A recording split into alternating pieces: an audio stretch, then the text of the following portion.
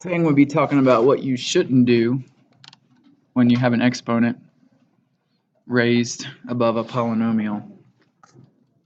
And the way I'm going to do this is I'm going to show you, again, a lot of times when we talk about rules, we can use numbers to simplify things. So what I'm going to do first is I'm going to do 4 plus 3. I'm going to raise it to the second power. Okay? Now, pretty simple this one is. We would obviously do what's in the parentheses first. And that would come out to be what? 49. Okay? Now I'm going to show you what you shouldn't do, which is a rule that I guess some students think they can just make this rule up, but it doesn't work. And here's what doesn't work. Okay? And I'll show you why it doesn't work. So if we try to distribute the 2 to the 4, it would be 4 squared. And if we distribute the 2 to the 3, it would be 3 squared. Does that equal 49? No. No, it doesn't. Okay? And there's one simple reason why we can't do that, and that's because of this plus sign. Okay? I understand why students do this, and that's because if it was 4 times 3 squared, so in other words, not a plus but a multiply, then you can do that. Okay? You could write that as 4 squared times 3 squared, which is 16 times 9, which is 90 plus 54, 144. Okay, and certainly if you multiplied what's inside of there, that'd be 12 squared, which also gives you 144. So it works with multiplication. It does not work. There's an addition sign you add in the first thing. Right, and it also goes for subtraction, okay? You can't distribute the exponent for addition or subtraction, only if it's multiplication or division. Yes? Can you multiply before you put the exponents in to get the same answer? Yes, so 4 times 3 is 12, and 12 squared is 144, okay? And so we did. But we didn't do it with plus or minus. You didn't do it with plus or minus? Yeah, last week we were doing multiplication and division, that's right. Okay? So, yeah, and I'm going to teach you how to do it properly, okay? So here's the first example. 5x squared minus 2 squared.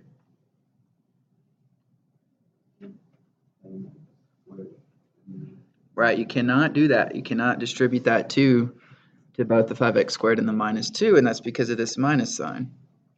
But can somebody tell me, what does it mean when you square something? It's exactly what we're going to do, okay? We're going to take this polynomial and we're going to multiply it by itself because that's what squaring means. Okay? So, when we break it down,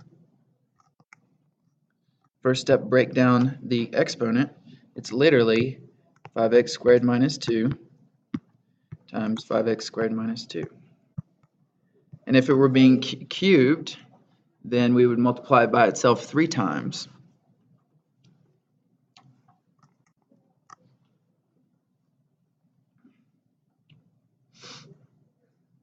Is this like the long way, or is this like? This is really the only way to do it. Okay, you can't, because of that minus sign, you can't say it's 5x squared minus 2 squared. It doesn't work.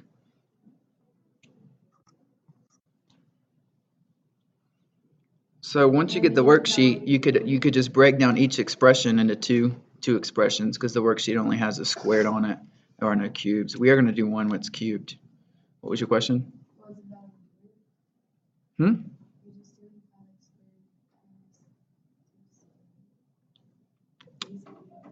It's not the same thing as if you were to try to take that exponent and multiply each.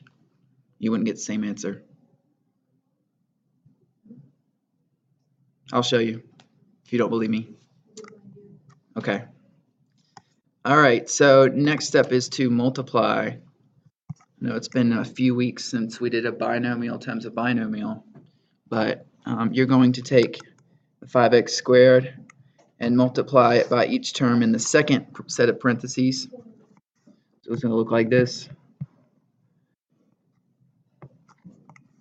So the 5x squared times the 5x squared, and then it will be 5x squared times negative 2.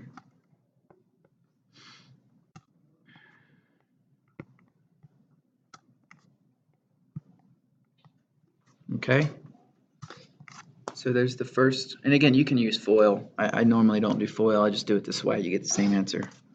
And then you're going to take the negative 2 and distribute it to each term in the second. Yeah. If you don't know what it means, then don't worry about it.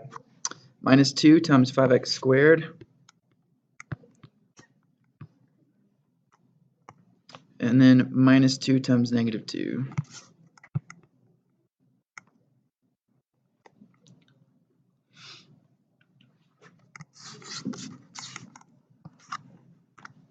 Okay, so what's 5x squared times 5x squared? 25x to the fourth, good.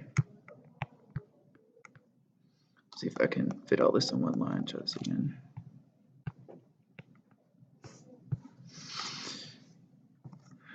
(5x squared times negative 2), negative 10x squared. Negative 2 times 5x squared, negative 10x squared. Negative 2 times negative 2. Okay, and we're not quite done, because remember, when you multiply, you got to make sure and combine like terms, which would be those two terms. So minus 10x squared minus 10x squared, minus 20x squared, plus 4.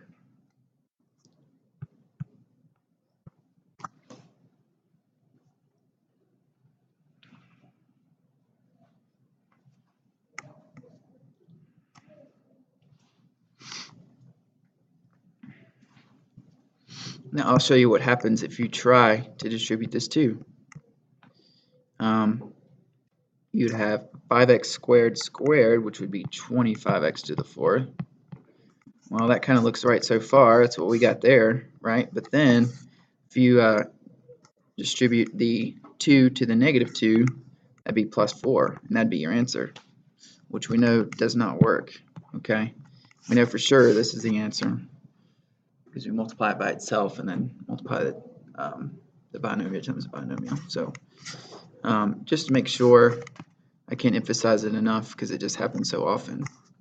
And I understand why, but again, the only way you can distribute that exponent is if that was a multiplication or division. All right. Example 2.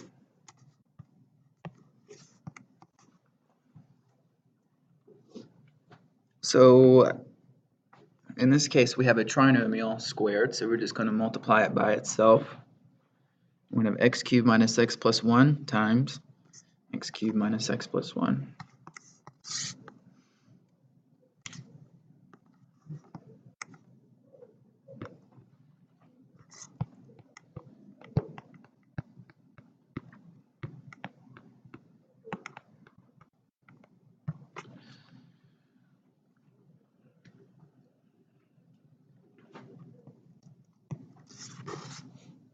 Okay, I'm going to do everything on the same page, so we're just going to multiply on this page, and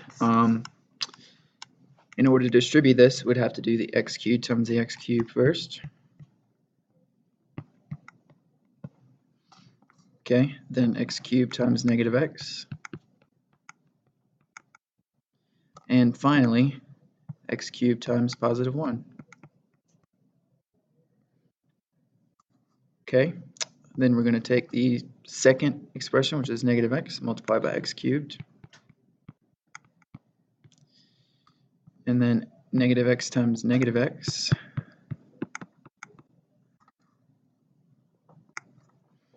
And then negative x times positive 1. And finally, I'm going to do the last term, positive 1 times x cubed.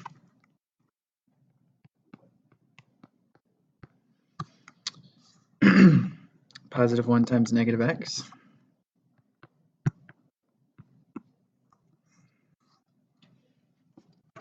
Positive 1 times positive 1.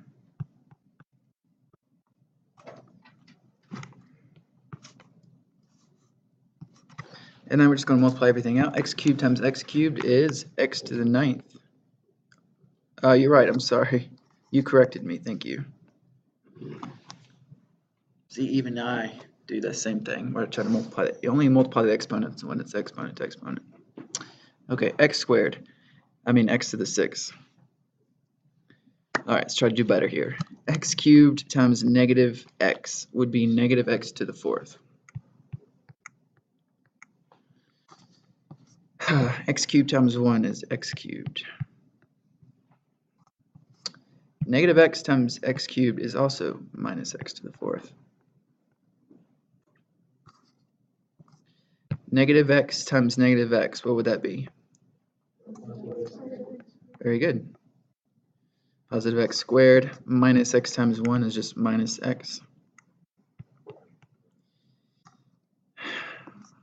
Plus 1 times x cubed is x cubed. I'll go ahead and put it over here because it goes with the x cubed.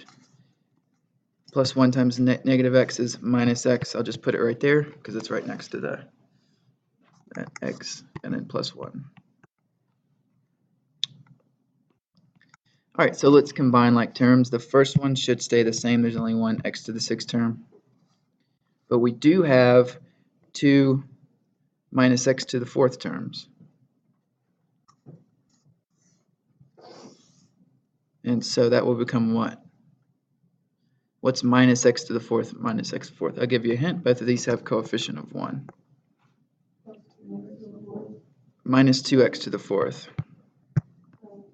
Because it's minus 1 minus 1. Remember, the exponents don't change, just the coefficients when you're adding or subtracting. Which leads us to this. So we have plus 1x cubed plus 1x cubed plus 2x cubed. Okay, and then we just have a single x squared expression.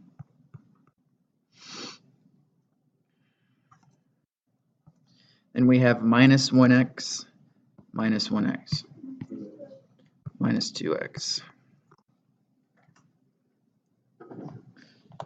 If we can move this a little bit so we have some space. Okay, and then last but not least, we have the plus 1. Doesn't combine with anything. So there's your answer. So for the third example, we're not going to work it all the way out. It's going to take a while, and I don't really expect you to work it all the way out, but we'll at least just break it down just for the sake of example. Okay, so that's all we're going to do for the third one, because otherwise it's going to take us 15 minutes to do this problem. But when you cube an expression, that means you multiply it by itself how many times? Cube 3 times. Yep.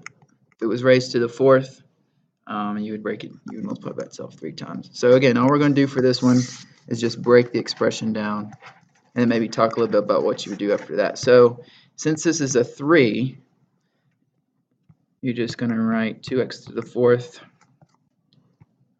minus 5 times 2x to the 4th minus 5 times 2x to the 4th minus 5.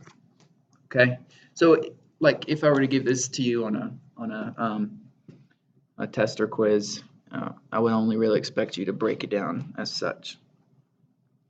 The way you would actually do the problem now is you would have to go ahead and multiply these two together like we just did, and then you would get probably you would get a new polynomial. You would then have to take whatever that polynomial is and multiply it by that. So you can imagine it would take a while. Huh? What? What are we supposed to do? So just like before where we did, not this one, let's look at the first one. So you see how we multiplied that out and we got this? Okay, well in this... Wait, so why did you do that one different? In this particular example, you would do these two first, like a single problem, and you would get an answer that looks like that, probably have 3 terms. So then you would take those 3 terms, let's just say it's a plus b plus c, I don't know, and you would have to multiply those 3 terms by this 2 term, which we've done before, 3 by 2 basically. Okay? So just from left to right basically is how you'd work it out. But anyway, the point of the lesson is just make sure, like I said, when you get the worksheet, just go ahead and break each expression down appropriately. Do not fall for the trap of trying to distribute the exponent. It doesn't work for addition and subtraction.